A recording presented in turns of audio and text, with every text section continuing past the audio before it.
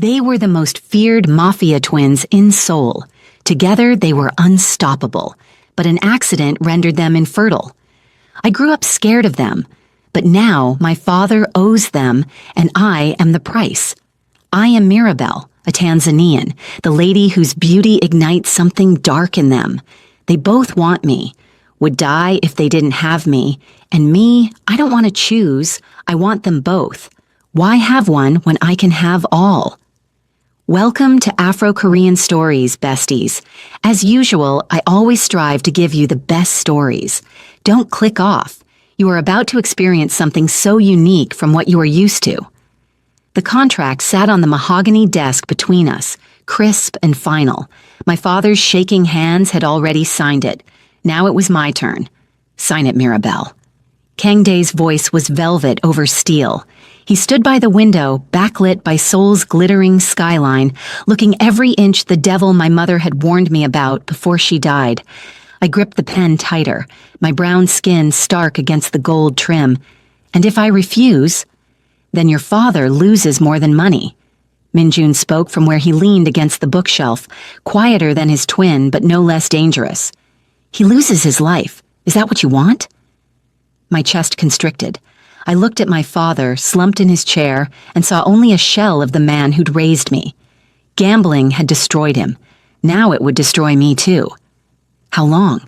Forever. Kang Dae turned, and his eyes, dark and fathomless, pinned me in place. This isn't a temporary arrangement. You become ours. Completely. Ours? The word stuck in my throat. I'd known I was being sold to settle a debt. I hadn't known the buyer was plural. Minjun pushed off the bookshelf and moved closer. Where his brother was all sharp edges, he was smooth lines and careful precision. Did you think it would be just one of us? We share everything, Mirabelle. We always have. Heat flooded my face, understanding dawning with horrifying clarity. You can't be serious. Sign the contract. Kang Dae was suddenly there, his hand covering mine on the pen. His touch burned. Unless you want to watch your father's blood stain this very expensive carpet. I signed. The penthouse they took me to was obscene in its luxury. Floor-to-ceiling windows offered views of the Han River. Furniture that probably cost more than my father's debt. Art on the walls that belonged in museums. I stood in the center of the living room, my small suitcase at my feet, and felt like a sacrifice on an altar. You'll have your own room, Minjun said, watching me with those careful eyes. Until you're ready.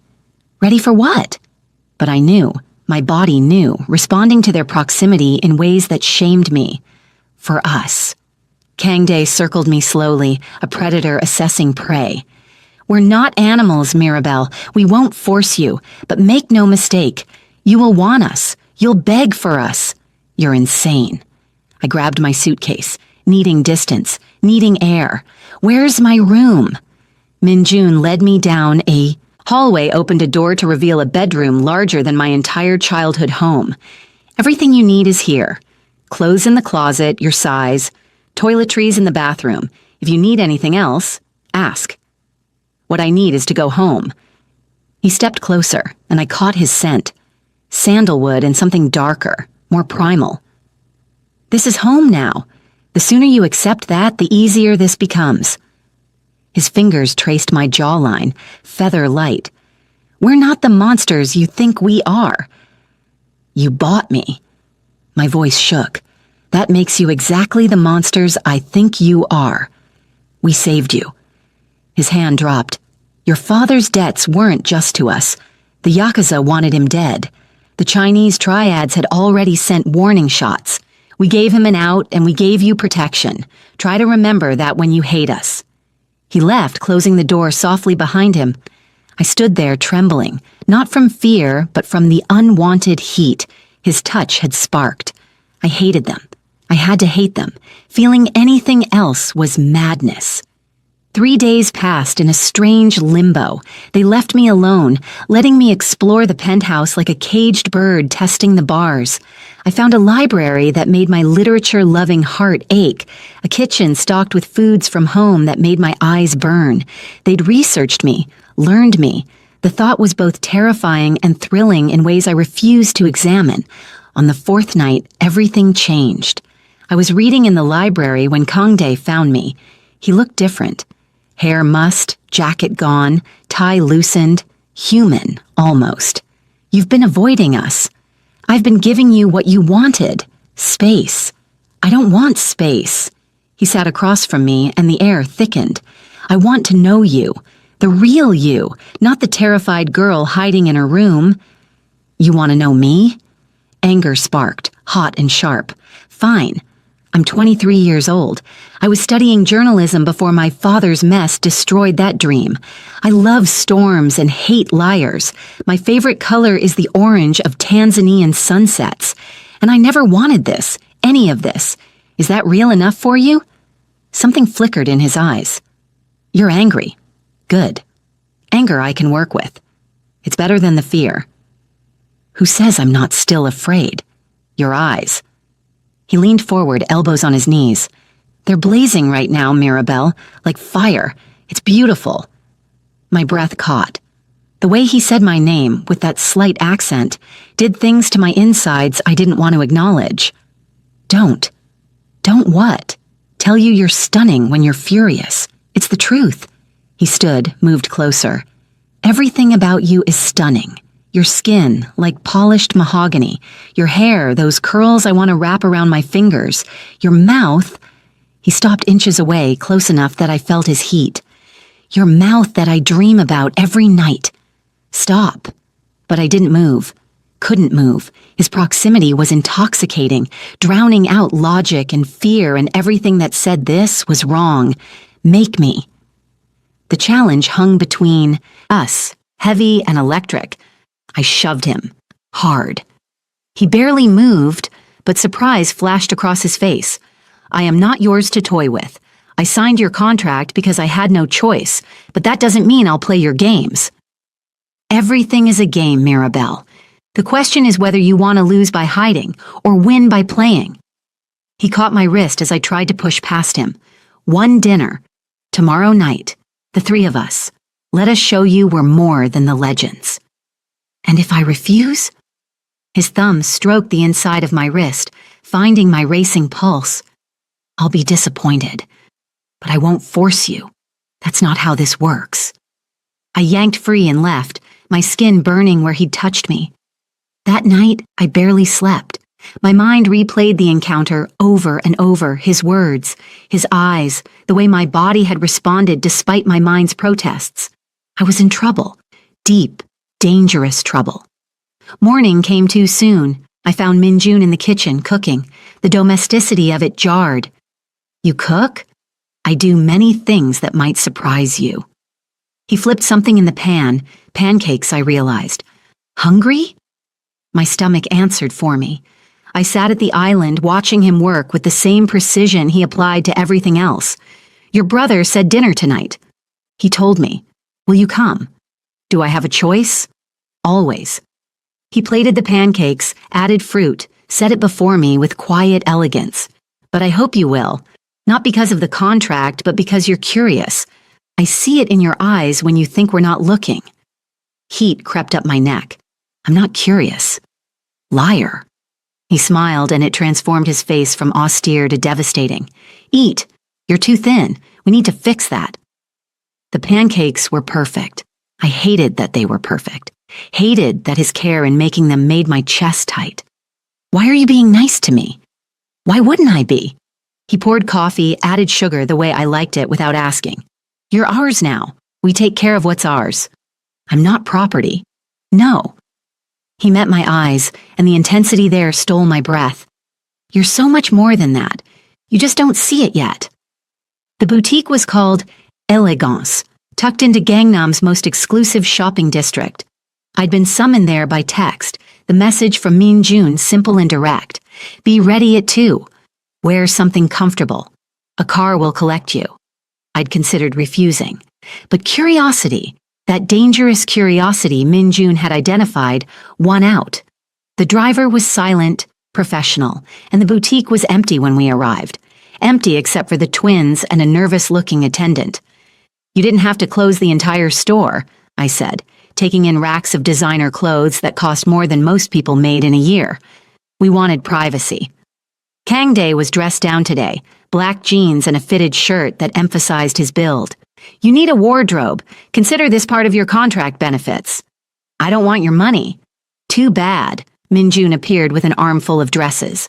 You're ours now. That means you dress the part. Try these. The next hour was torture. They sat like kings while I modeled outfit after outfit, their eyes tracking every movement with predatory focus. Some dresses they approved with nods, others they rejected with curt dismissals. The power dynamic should have enraged me. Instead, it sparked something else entirely. That one. Kang Dae's voice had gone rough when I emerged in a red dress that hugged every curve. Definitely that one. It's too much. I turned to the mirror, barely recognizing the woman staring back. The dress was bold, sensual, transforming me into someone dangerous. It's perfect. Minjun stood, circled me slowly. You look like a queen. I look like someone's expensive toy. You look like ours. Kang Dae was suddenly there, his hand settling on my waist. Through the thin fabric, his touch was electric. And before you argue, remember, we like our things beautiful, treasured, and well protected. I should have pulled away, should have maintained distance. But my body had other ideas, swaying into his touch like a flower seeking sun. This is wrong. This is inevitable. His breath ghosted across my neck. Stop fighting what we all know is coming. Minjun's hand found my other hip, and I was trapped between them, their heat surrounding me. The boutique attendant had conveniently disappeared. We were alone, and the air was suffocating with want. One kiss, Minjun murmured against my ear.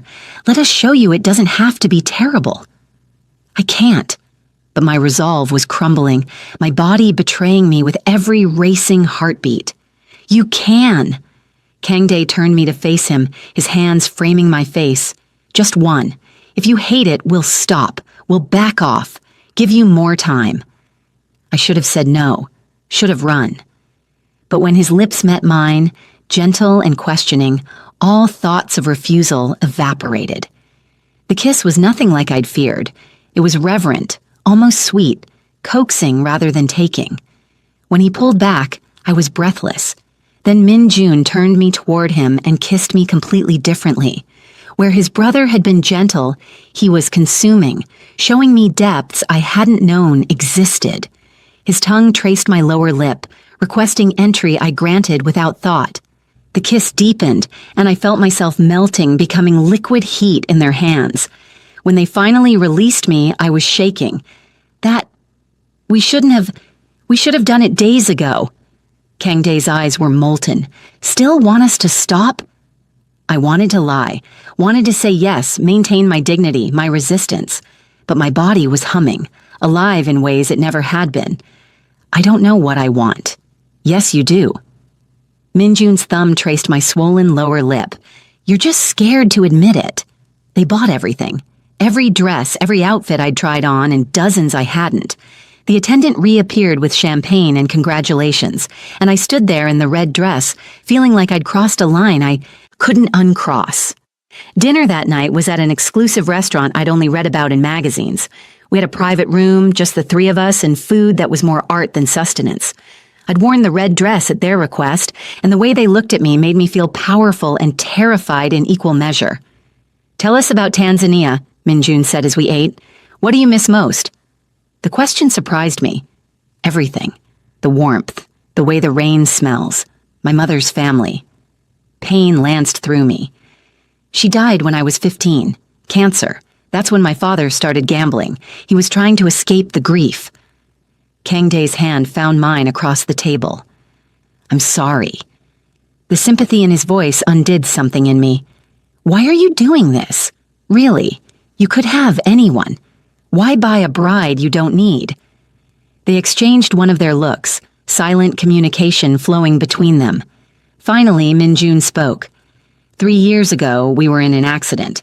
A car bomb meant for someone else. We survived, but it left us, unable to have children naturally. My chest tightened. I'm so sorry. We need an heir, Kang Dae continued, his voice flat. Someone to continue the Kang legacy. We considered surrogacy, adoption, but neither felt right. Then we heard about you. A Tanzanian journalism student whose father owed money to half of Seoul's underworld, I said bitterly. A convenient solution. A beautiful woman who stood up to loan sharks twice her size. Minjun's correction was gentle. Who protected her father despite his failures, who had fire in her eyes and steel in her spine.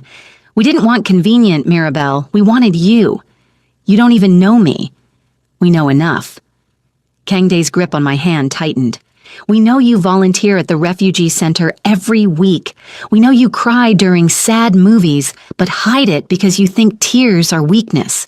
We know you're afraid of us, but attracted to us, and that conflict is eating you alive. I pulled my hand free, heart hammering. You've been spying on me. We've been learning you, Minjun corrected. There's a difference. We don't take our commitments lightly, Mirabelle. You're not just a contract. You're ours. That means we need to understand you, protect you, cherish you. I'm not a thing to be cherished. But even as I said it, warmth bloomed in my chest at the word. No, you're a woman to be worshipped. Kang Dae stood, moved around the table until he was kneeling beside my chair. The position put him below my eye level, and the submission of it shocked me. Let us show you. Give us 1 month. If after 30 days you still hate us, still want to leave, we'll tear up the contract. You'll be free. Your father's debt's cleared. You're lying. We never lie. Minjun joined his brother, both of them kneeling before me like supplicants. 1 month. Let us prove we can make you happy. Let us prove this can be more than a transaction. I looked between them, these powerful men humbling themselves, before me, and felt my resistance cracking. And if I agree, what happens? You stop hiding in your room. Kang Dae's hand rested on my knee, burning through fabric. You let us court you properly. Dinners, dates, conversations. Let us show you the men behind the legends. No pressure for anything physical, Minjun added. Not until you're ready, but you give us a real chance. No more walls, no more hiding behind anger. It was insane, dangerous. Everything logical said refuse, but when I looked in their eyes and saw raw want tempered with something softer, something that looked almost like hope, logic fled. 1 month, I heard myself say, but I'm not promising anything beyond that. Their smiles were twin suns, brilliant and blinding. We'll take it, they said in unison. The month that followed was unlike anything I'd experienced. They courted me with a single-minded focus that was overwhelming and intoxicating. Breakfast in bed most mornings, flowers appearing in my room with notes that ranged from sweet to scorching. They took me to museums, art galleries, concerts, showed me Seoul through their eyes, the hidden places tourists never saw. But more than the gestures, it was the quiet moments that undid me. Minjun teaching me to play chess, his patience infinite as I learned strategy. Kang Dae reading beside me in the library, our silences comfortable rather than tense. Both of them listening when I talked about my dreams, my fears, treating my words like they mattered. I was falling, slowly, inevitably, terrifyingly. I felt it in the way my heart raced when they entered a room, in how I found excuses to touch them, a hand on an arm, fingers brushing during dinner, in the dreams that left me aching and confused, wanting things I'd convinced myself I didn't. 2 weeks in, everything shifted. We were at a club they owned, private and exclusive. The music pulsed through me as Kang Dae led me to the dance floor, Minjun close behind. They sandwiched me between them, and the heat of their bodies against mine was intoxicating. You're beautiful when you let go, Kang Dae murmured, his hands on my hips guiding my movements. Behind me, Minjun's chest pressed against my back, his breath hot on my neck. I'm not letting go. But I was. My body moved with theirs, finding a rhythm that was pure instinct. Liar. Minjun's lips grazed my ear, and lightning shot through me. You've been letting go for days. You just won't admit it. The song changed, slower now, more sensual. Kang Dae's hand slid up my side, thumb brushing the underside of my breast through my dress. Tell us to stop. I couldn't. My head fell back against Minjun's shoulder, eyes closing as sensation overwhelmed thought. We're in public. No one can see us, private booth, tinted glass. Kang Dae's other hand traced my jawline. It's just us. Always just us. Minjun's hand joined his brother's on my hip, and together they controlled my movements, making me feel things I'd never felt. Say yes, he whispered. Stop fighting. Say yes to us. I can't. But the protest was weak, my body screaming the opposite. Yes, you can.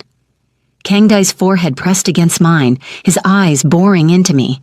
You're already ours, Mirabelle. You have been since that first kiss. Stop denying what we all know. The truth of his words broke something in me. I'm scared. We know. Minjun's lips found the curve where my neck met my shoulder, placing a kiss that made me whimper. But we've got you.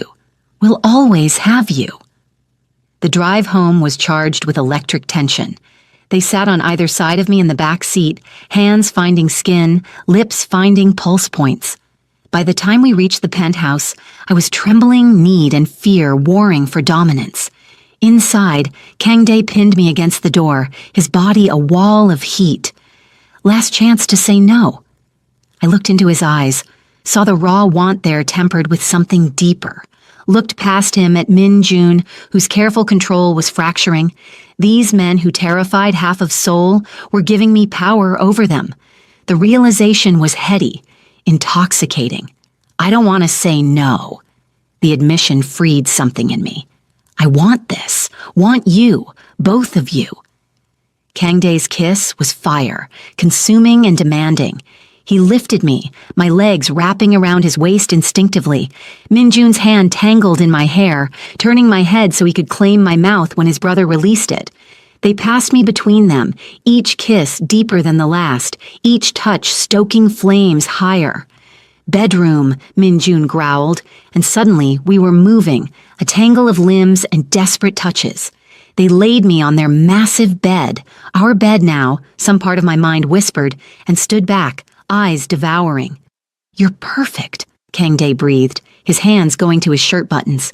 Every inch of you. Minjun was already shirtless, and the sight of him made my mouth water. When had I become this person? This woman who wanted with such ferocity? I've never... My voice trailed off, heat flooding my face. They both froze. Never? Minjun's voice was carefully neutral. I shook my head. I was waiting. For the right person, the right time. Bitter laughter escaped. I guess I was waiting for two impossible men who bought me like property. Not property. Kang Dae climbed onto the bed, prowling toward me with predatory grace. Never property. You're precious, Mirabelle, priceless, and we're going to spend the rest of our lives proving it. What followed was an education in pleasure I'd never imagined. They were patient, reverent, treating my body like something sacred. Each touch was deliberate, each kiss a question I answered with gasps and moans. They learned me inch by inch, discovering what made me sigh, what made me arch, what made me plead. When it was over, when I lay between them boneless and sated, reality crept back. What happens now? Now you're ours. Kang Dae pressed a kiss to my temple, truly, completely ours. And you're ours, I found myself saying, surprising us all. Both of you. If we're doing this, it goes both ways. Minjun's laugh was soft, pleased. We've been yours since we first saw you, Mirabelle. You just needed to catch up. The weeks that followed were a blur of discovery and surrender. I learned them as they'd learned me. Kang Dae's fierce protectiveness that manifested in unexpected gentleness. Minjun's quiet devotion that ran ocean deep. I learned that I could want both without guilt, love both without choosing. They were two halves of one whole, and somehow I'd become the piece that completed them. But happiness in their world was always temporary. The reminder came on a rainy Thursday, 6 weeks into our marriage. I was at the refugee center helping translate for new arrivals when the first shot rang out. Chaos erupted. Someone grabbed me, dragging me toward a back exit. I fought, screaming until I saw the tattoo on his wrist, a rival gang's mark. They weren't random violence. They were here for me. The kidnapper got me to a van before all hell broke loose. Kang Dae and Min Jun materialized from nowhere, a storm of lethal violence. I'd never seen them like this. No control, no calculation, just raw fury. Bodies dropped, blood sprayed. Within minutes, my would-be kidnappers were neutralized, and I was wrapped in their arms, trembling. "You're okay. We've got you." Min Jun's voice was shaking as badly as I was. "You're okay." But I wasn't. The reality of their world, of my world now, crashed over me. This was what it meant to be theirs. Targets on my back, violence always one wrong move away. "Take me home," I whispered. At the penthouse, they tried to tend to me, but I pushed them away. The fear that had been absent for weeks roared back, suffocating. "I can't do this." "Yes, you can." Kang Dae grabbed my shoulders. "You're stronger than you know." "I'm not strong enough for this. People tried to kidnap me. They could have..." My voice broke. "I could have died." "But you didn't." Min Jun's hands were gentle on my face. "We would never let that happen. You're too precious." "You can't promise that. This world, your world, it's too dangerous." "Then we'll make it safer." Kang Dae's eyes blazed with determination. "We'll burn down anyone who threatens you. We'll reshape the entire underworld if that's what it takes. But you don't run. You don't leave us." The possessiveness should have scared me. Instead, it ignited something fierce in my chest. These men would destroy the world for me. And God help me. I wanted them to. "Promise me," I demanded. "Promise me you'll always come, that I'm never alone in this." "Always," they said together. "No matter what, we'll come for you. You're ours, Mirabelle. That means forever." I kissed them both, tasting fear and promise and love on their lips. "Then I'm staying, but on one condition." "Anything," Min Jun breathed. "Teach me." I pulled back, meeting their startled gazes. If I'm part of this world, I need to know how to survive it. Teach me to fight, to shoot, to be more than a liability. Kang Dae's smile was proud and fierce. "We'll teach you everything." The training started the next morning. They were merciless instructors, pushing me past limits I didn't know I had. I learned hand-to-hand combat from Kang Dae, his body pressing mine into fighting stances until muscle memory took over. Min Jun taught me weapons, his patience infinite, as I learned to shoot, to defend, to kill if necessary. "You're a natural," he said after I hit 6 targets in a row. "It's terrifying and beautiful." "I have good motivation." I lowered the gun, turning to find them both watching me with identical expressions of heated pride. "I refuse to be your weakness. If I'm going to be yours, I'll be your strength too." That night, they showed me their appreciation in ways that left me breathless and begging. I was becoming someone new, harder, fiercer, but somehow more myself than I'd ever been.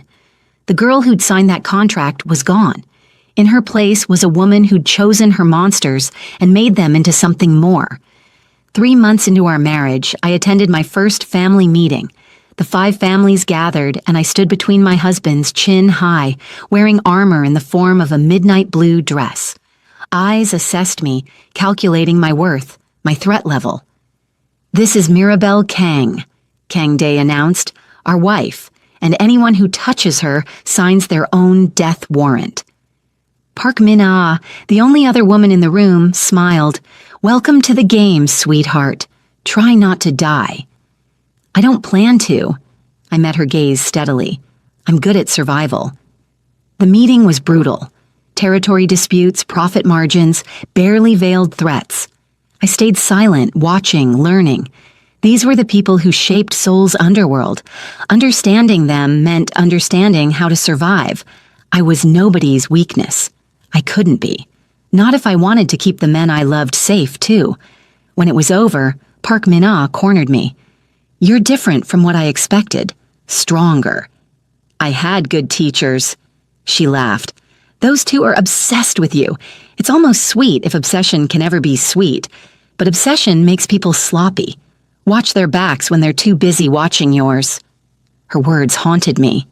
Were they vulnerable because of me? The thought was unbearable. That night, I demanded answers. "Tell me the truth. Does loving me make you weak?" "It makes us mortal," Minjun admitted quietly.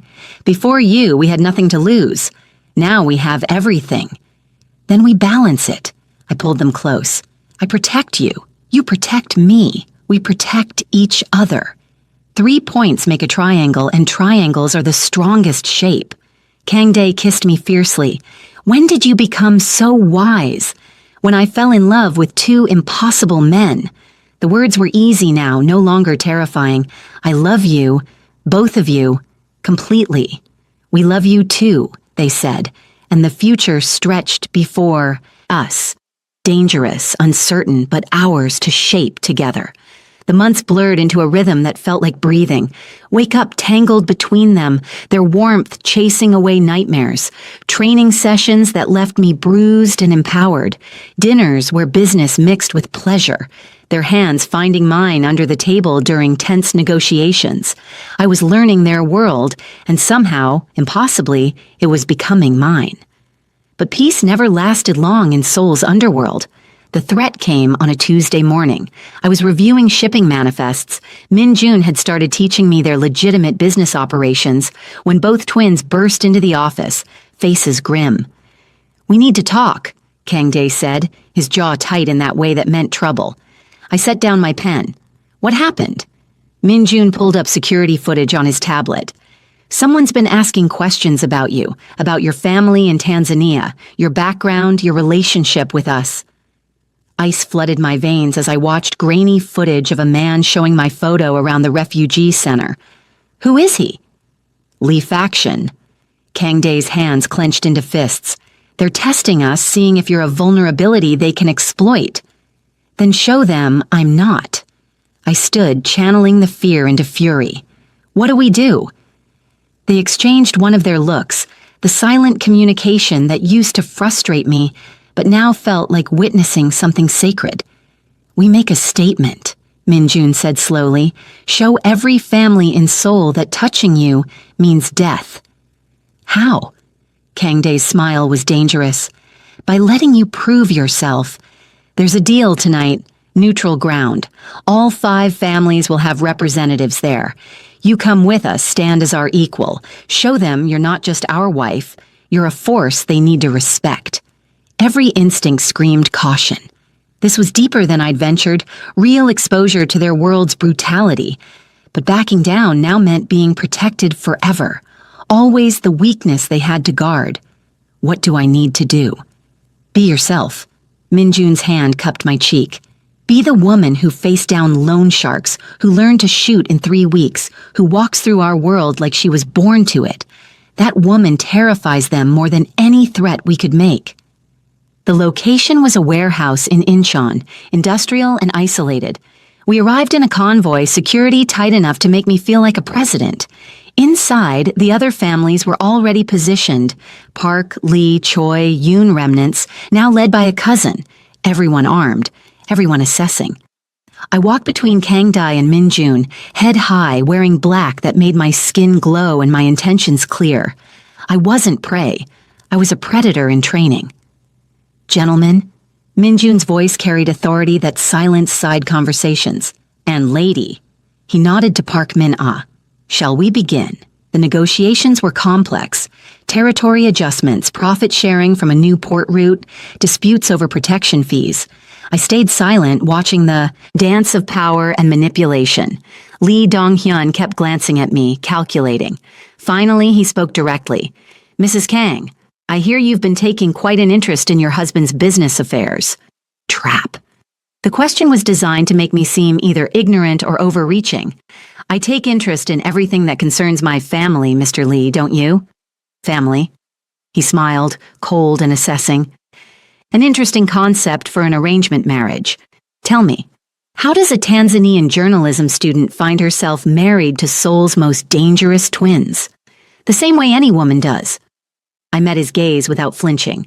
I made a choice, and I chose well. Kang Dae's hand found mine under the table, squeezing gently. Pride radiated from him. Choices can be unmade, Lee continued pushing. If someone offered you freedom, would you take it?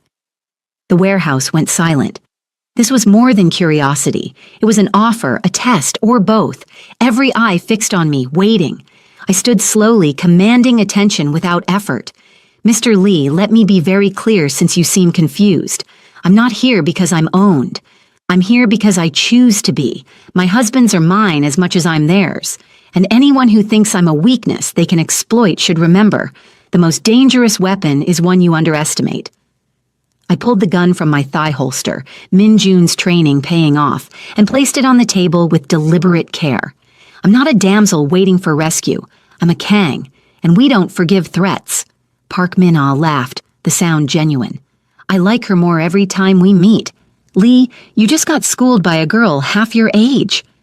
The tension shattered. Lee's face flushed, but he nodded grudgingly.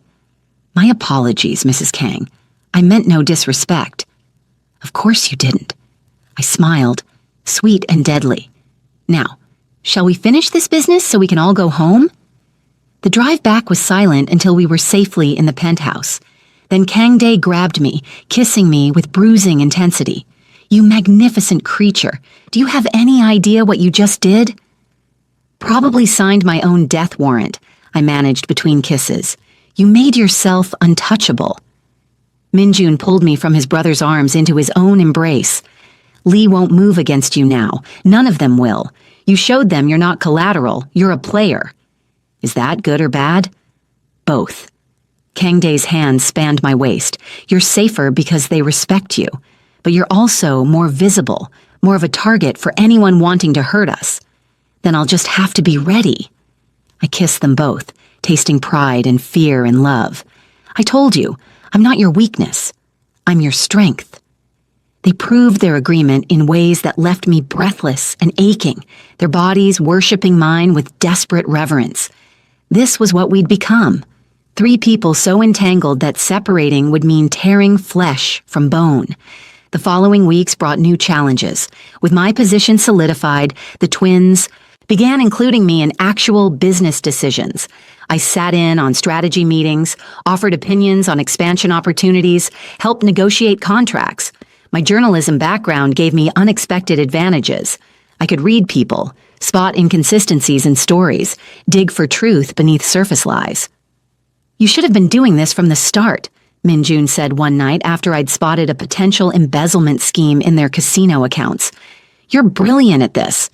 I had good teachers. I leaned into Kang Dae's chest where he sat behind me. Plus, I'm motivated. This empire is mine too now. I want to protect it. Our empire, Kang Dae corrected, his arms tightening around me. Everything we have is yours. The domesticity of the moment struck me. The 3 of us reviewing financial reports in bed, comfortable and united. How had this become my life? How had I become this person who discussed money laundering over breakfast and made love with 2 men who'd kill for her? The answer was simple. I'd stopped fighting what I wanted and embraced what I needed. Them, this, all of it. But shadows lurked, even in paradise. The reminder came through a phone call that changed everything. I was alone in the penthouse, rare since they usually kept me close, when my phone rang. Unknown number. Against my better judgment, I answered. Mirabelle. The voice was familiar, impossible. It's me, it's Young-hoon. My ex from university, the one who'd left for medical school and broken my heart. My hand tightened on the phone.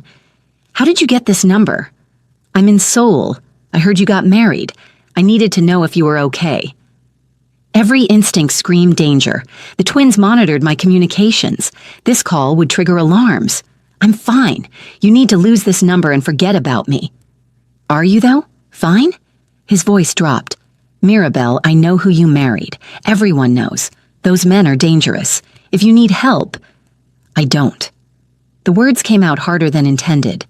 I'm exactly where I want to be. With 2 criminals. That's not you. The Mirabelle I knew wanted to change the world through journalism, not become some gangster's wife. Fury ignited. You don't know me anymore, Jung-hoon. You left, remember? You chose your dreams over us. I've made new choices now. Choices or surrender, there's a difference. He paused. Meet me. 1 coffee. Let me see for myself that you're truly okay. No, don't call again. I hung up, hands shaking. The phone rang again immediately. This time it was Min-jun. Who was that? No point lying, they'd already traced the call. Jung-hoon, my ex from university. I don't know how he got my number. Silence, heavy and dangerous. What did he want? To meet. I refused. I waited for the explosion, the jealous rage. Instead, Min-jun's voice was carefully controlled. Come to the office, now, we need to talk. The car arrived within minutes. The drive felt eternal.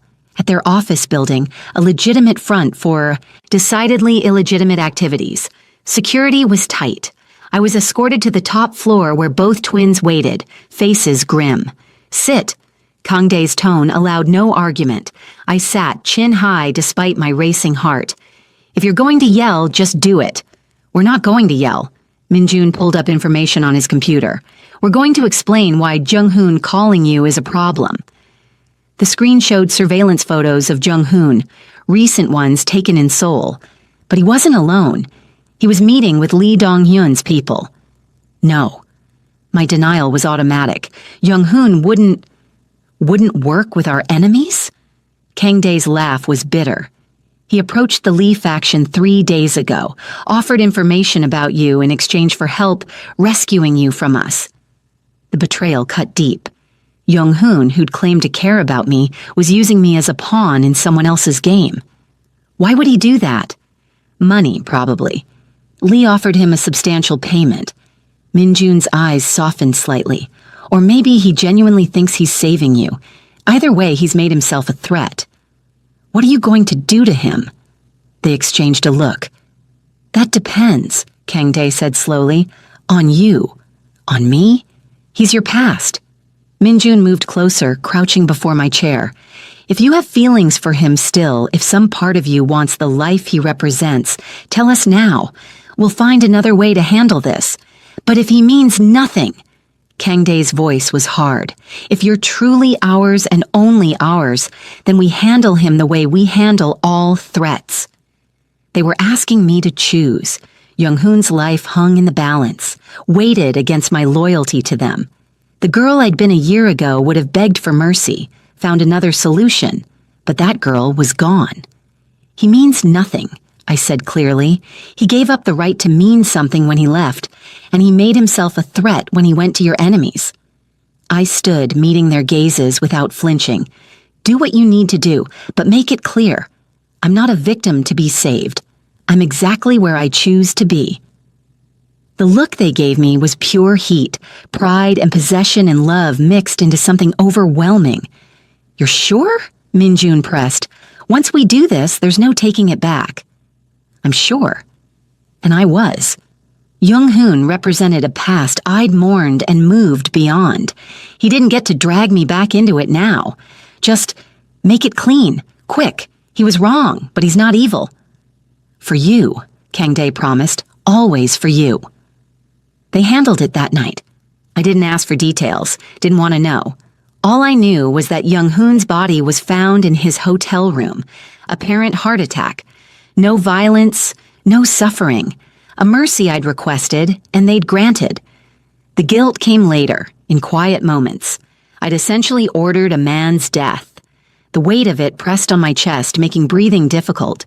Min-jun found me on the balcony at 3 a.m, staring at the city lights. Can't sleep? I keep thinking about him. About what I did. He wrapped his arms around me from behind. What we did. You're not alone in this, Mirabelle. You never will be. Does it get easier? The guilt? No. His honesty was brutal and necessary. You just learn to live with it. To remember why you made the choice and hold on to that.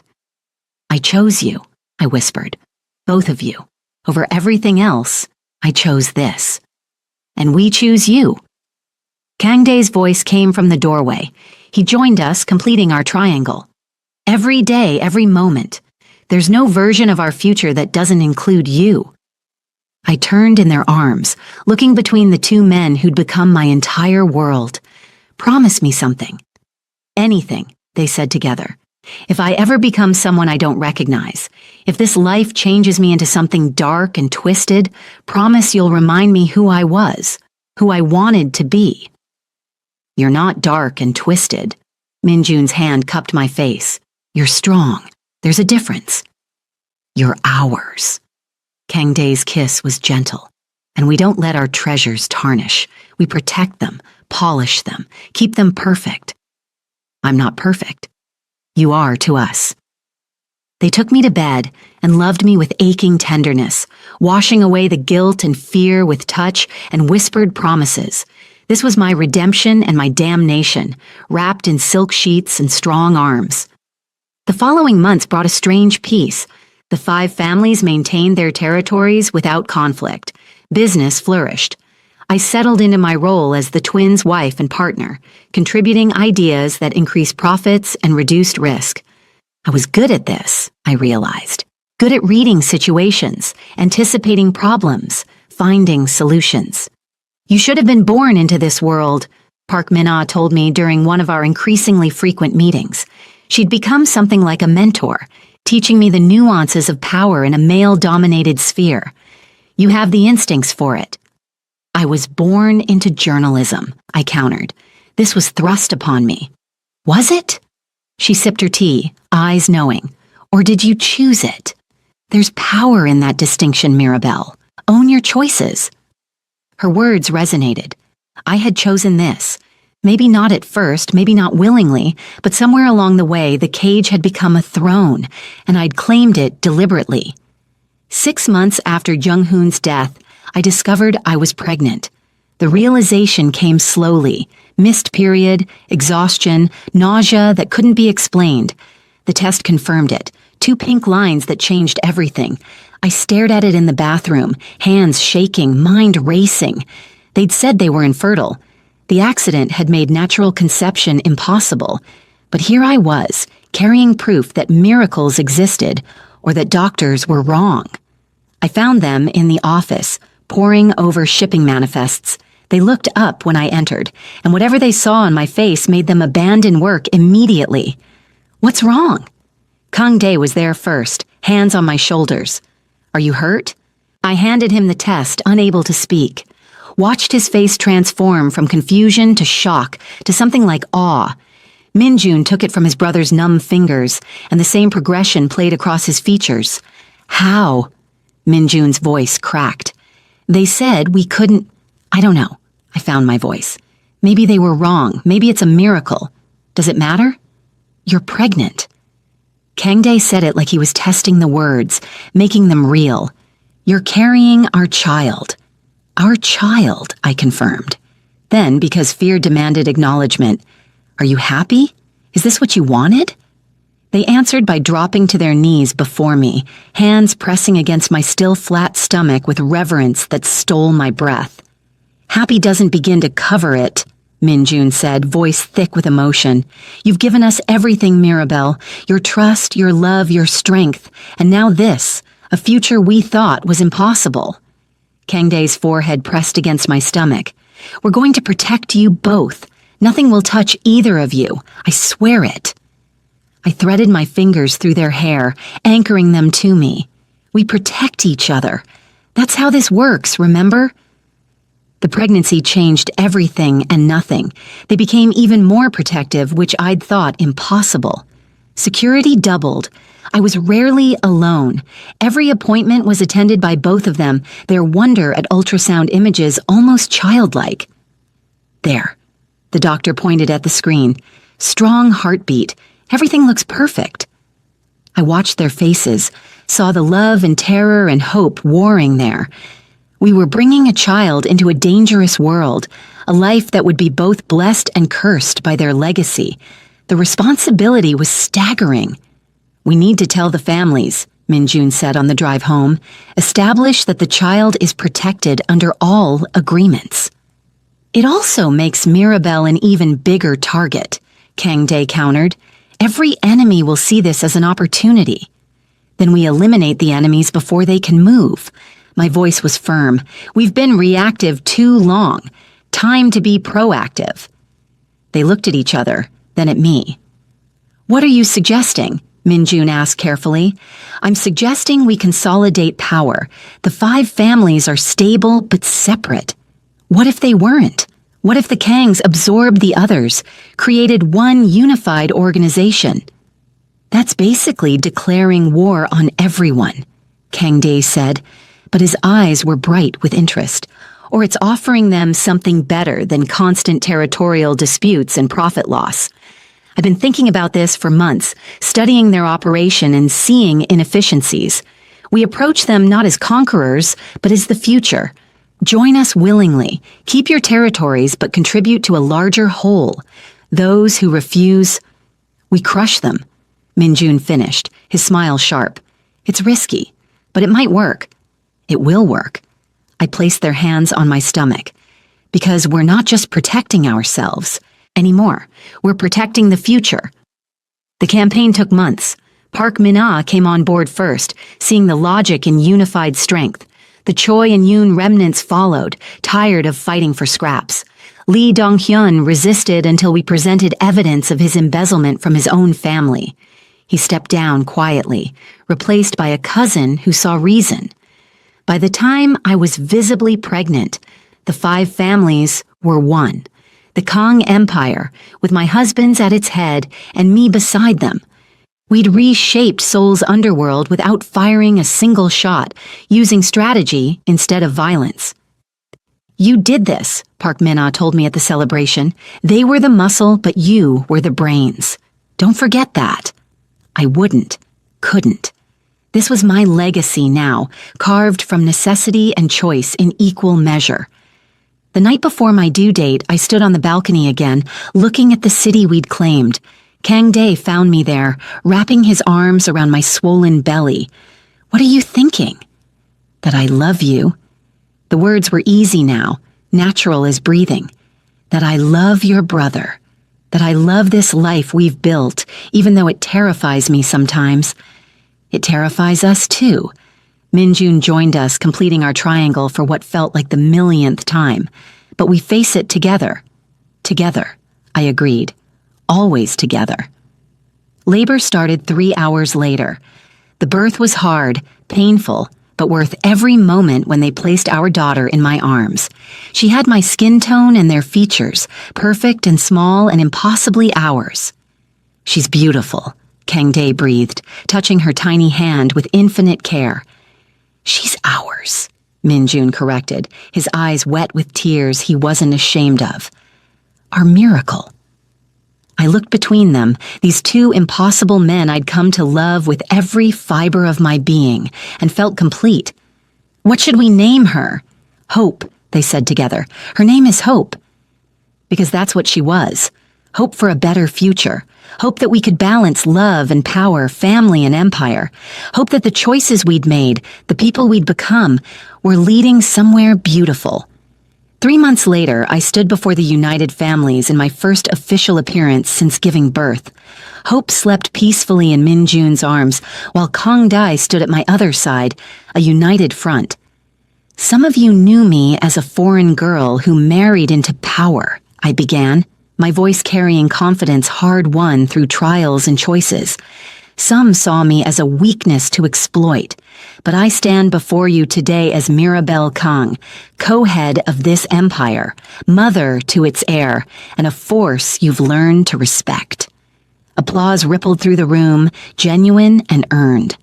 Park Min-ah caught my eye and nodded, pride clear on her face. We've built something unprecedented, I continued. Not just a criminal organization, but a legacy. Our children will inherit something stronger than what we started with, and we will protect that future with everything we have.